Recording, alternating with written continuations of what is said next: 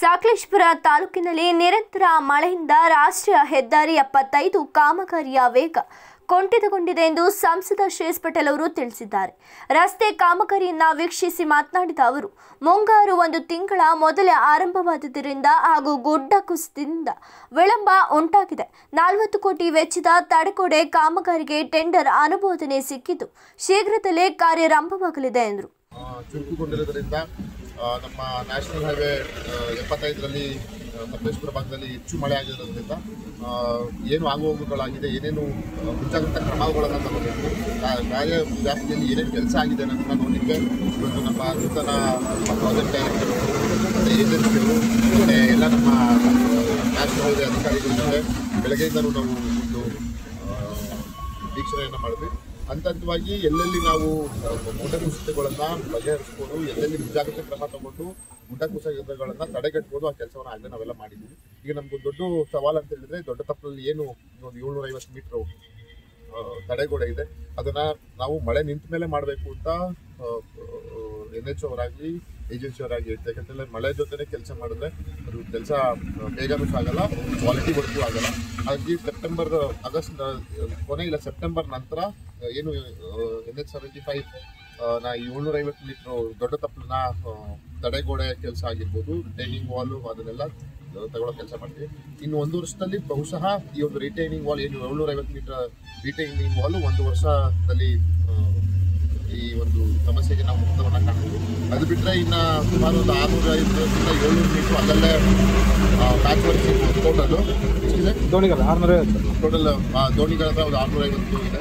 ಅದನ್ನು ಮಳೆ ನಿಂತ ನಂತರ ಕಾಂಕ್ರೀಟ್ ಹಾಕಿ ಏನೇನು ಕ್ರಮ ತಗೊಂಡು ಕೆಲಸವನ್ನು ಮಾಡ್ತಿದ್ವಿ. ಕಳೆದ ವರ್ಷಕ್ಕೆ ಹೋಲಿಸ್ಕೊಂಡು ಈ ವರ್ಷ ತುಂಬ ಚುರುಕಾಗಿ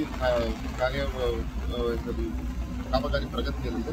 ಮಳೆ ನಮಗೆ ಒಂದು ಸವಾಲಾಗಿದೆ. ಮಳೆ ಕಂಟಿನ್ಯೂಸ್ ಕಳೆದ ವರ್ಷಕ್ಕಿಂತ ಅತ್ಯಂತ ಜಾಸ್ತಿ ಮಳೆ ಆಗಿರೋದ್ರಿಂದ ಮಳೆಯಿಂದ ಸ್ವಲ್ಪ ನಮಗೆ ಕೆಲಸಕ್ಕೆ ಅಡೆತಡೆ ಆಗಿದೆ. ಆದರೆ ಯಾವುದೇ ರೀತಿ ಸವಾರಿಗೆ ಮಂಗಳೂರಿಂದ ಬೆಂಗಳೂರು ಹೋಗೋರಾಗಿರ್ಬೋದು, ಬೆಂಗಳೂರಿಂದ ಮಂಗಳೂರು ಹೋಗೋ ಸವಾರಿಗೆ ಯಾವುದೇ ರೀತಿ ತೊಂದರೆ ಆಗದ ರೀತಿಯಲ್ಲಿ ಸಾರ್ವಜನಿಕರು ಭಯ ಪಡುವ ರೀತಿಯಲ್ಲಿ ಅನುವು ಮಾಡಿಕೊಳ್ಳುವಂಥ ಜವಾಬ್ದಾರಿ ನಮ್ದಾಗಿರ್ಬೋದು. ಈ ಸಂದರ್ಭದಲ್ಲಿ ಮಾಜಿ ಸಚಿವ ನಾಗರಾಜ ಶೆಟ್ಟಿ ಮಾತನಾಡಿ, 13 ವರ್ಷ ಹಿಂದಿನ ದರದಲ್ಲಿ ಕೆಲಸ ನಡೆಯುತ್ತಿದ್ದು ವಸ್ತು ಬೆಲೆ ಏರಿಕೆಯ ಪರಿಣಾಮ ಗುಣಮಟ್ಟಕ್ಕೂ ಹಾನಿಯಾಗಿದೆ. ತ್ವರಿತ ಪೂರ್ಣಗೊಳಿಸಬೇಕು. ಕೇಂದ್ರ ಸಚಿವರೊಂದಿಗೆ ಚರ್ಚಿಸಲು ಸಿದ್ಧ ಎಂದರು. ಪ್ರತಿಭಟನೆ ಮತ್ತು ದೇವರಿಗೆ ಬೇಡುದು ಅಂತ ಹೇಳಿದ್ರೆ ದೇವರಿಗೆ ಬೇಡ, ಎಲ್ಲರಿಗೂ ಒಳ್ಳೆ ಬುದ್ಧಿ ಕೊಡು ಅಂತ ಒಂದು. ಎರಡನೇದಾಗಿ ನೀವು ಈಗ ಮಾತಾಡೋದನ್ನು ಕೇಳಿದಿರಿ ನೀವು. They are talking about 2012 tender. ಈಗ 13 ವರ್ಷ ಆಯಿತು ಟೆಂಡರ್ ಆಗಿ. 13 ವರ್ಷದಲ್ಲಿ ಎಷ್ಟೆಲ್ಲ ಕ್ರಯಗಳು ಬೆಲೆಗಳು ಜಾಸ್ತಿ ಆಗಿದೆ. So they are sub standard ಕೆಲಸ ಮಾಡ್ತಾರೆ. ಅದಕ್ಕೆ ದೇವರವರಿಗೆ ಒಳ್ಳೆ ಬುದ್ಧಿ ಕೊಡಿ ಅಂತ ದೇವರು. ಎರಡನೇದಾಗಿ ತಾವು ಹೇಳಿದಾಗೆ ಕೇಂದ್ರ ಸರ್ಕಾರ ನಂಬಿದ್ರು ಕೂಡ, ರಾಜ್ಯ ಸರ್ಕಾರ ನಂಬಿದ್ರು ಕೂಡ ಜನಗಳ ವಿಚಾರದಲ್ಲಿ ಭಾಳ ಕೇರ್ಫುಲ್ ಇರಬೇಕು. ಲ್ಯಾಂಡ್ ಎಕ್ವೈರ್ ಮಾಡಲಿಕ್ಕೆ ಭಾಳಷ್ಟು ತೊಂದರೆ ಆಯಿತು. ಎರಡನೇದಾಗಿ ಫಾರೆಸ್ಟ್ ಕ್ಲಿಯರೆನ್ಸ್ ಬೇಕು. ಮೂರನೇದು ನಿಮಗೆ ಟೆಲಿಫೋನ್ ಲೈನು ಮತ್ತು ನಮ್ಮ ಎಲೆಕ್ಟ್ರಿಕ್ ಲೈನು, ಬೇರೆ ಬೇರೆ ರೀತಿಯ ಲೈನ್ಗಳು ಇಲ್ಲಿ ಭಾಳಷ್ಟಿದೆ. ಇಲ್ಲಿವರೆಗಂತ ಆಗಿದ್ರೆ ಎಲ್ಲಿ ನೋಡಿದ್ರು ವೈರ್ಗಳಿವೆ, ಯಾವುದು ಅದು ನಿಮ್ಮ ಕೇಬಲ್ಗಳದ್ದು. ಸೊ ಇದನ್ನೆಲ್ಲ ಸರಿಪಡಿಸಿ ಹೋಗುವಂಥ ಒಂದು ದೊಡ್ಡ ಇದಾಗಿದೆ. ಆದರೆ ಇಡೀಯಲ್ಲಿ ಮಳೆ ಜೋರು ಬಂದು ಬಹಳಷ್ಟು ನೀರು ಜಾಸ್ತಿಯಾಗಿ ಬಹಳಷ್ಟು ಅಲ್ಲಲ್ಲಿ ಗೋಡೆಗಳು ಬೀಳ್ತಾ ಉಂಟು, ಮಣ್ಣುಗಳು ಬೀಳ್ತಾ ಉಂಟು, ರಸ್ತೆ ಬ್ಲಾಕ್ ಆಗ್ತಾ ಉಂಟು. ಅದಕ್ಕೆ ನಾನು ಹೇಳ್ತೀನಿ, ಇವತ್ತು ಬೆಳಿಗ್ಗೆ ಕೂಡ ನಾನು ಬರುವಾಗ ನೆಗ್ಗಾಡಿದ ಮುಂದೆ ಬರುವಾಗ ಬ್ಲಾಕ್ ಆಗಿದೆ. ಮೊನ್ನೆ 15 ನಿಮಿಷದಲ್ಲಿ JCB ಬಂದು ಮಣ್ಣು ಕ್ಲಿಯರ್ ಮಾಡಿ ಕೊಟ್ಟಿದ್ದು. ಸೊ ನಮ್ಮ ವಿಚಾರಧಾರೆ ಅಂತ ಹೇಳಿದ್ರೆ, ಇದು ಆದಷ್ಟು ಬೇಗ ರಸ್ತೆ ರೋಡ್ ವರ್ದಿ ಆಗಬೇಕು. ದೊಡ್ಡ ದೊಡ್ಡ ವಾಹನಗಳು ಸಾಗಾಟಕ್ಕೆ ಸರಿಯಾಗಿ ಆಗಬೇಕು. 4 ಲೇನ್ ಏನು ನಾವು ಪ್ರಯತ್ನ ಮಾಡ್ತಾ ಇದ್ದೇವೆ, ಅತಿ ಶೀಘ್ರದಲ್ಲಿ ಆಗಬೇಕು ಅಂತ ನಮ್ಮ ಆಸೆ.